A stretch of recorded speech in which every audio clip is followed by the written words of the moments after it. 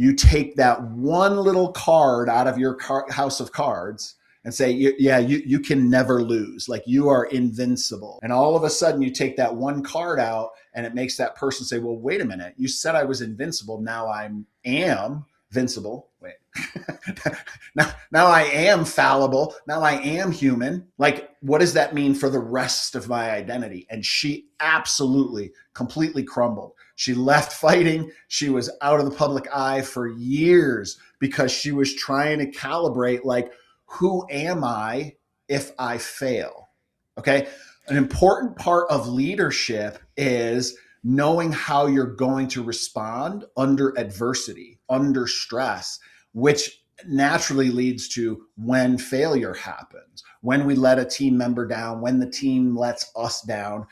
That's got to start at a really early stage in your career professionally anyway. I don't care what profession you're in, you've got to have those little challenges, those little failures. And then you've got to decide as a human being first. I mean, before you have any professional intervention, like myself, you have to really know what your character is in that moment. Do I see this failure as, oops, crap, I have something to learn?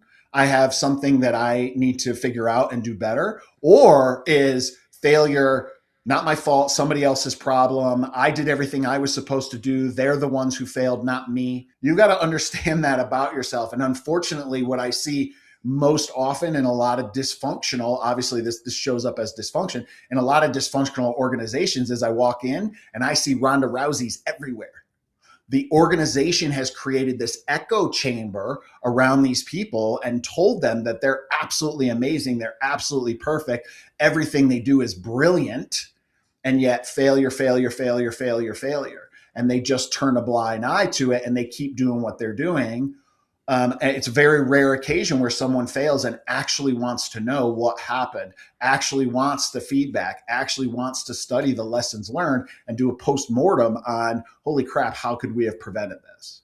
So, that could probably span off in a couple of different conversations, because there's an individual conversation, right, that you need to have with yourself and with an individual, but there's also an organizational discussion that you need to have there too, which is, are we creating an environment that is conducive to being a learning organization, continuous learning? How do we deal with failure and with adversity as an organization before you can really address it with the individuals?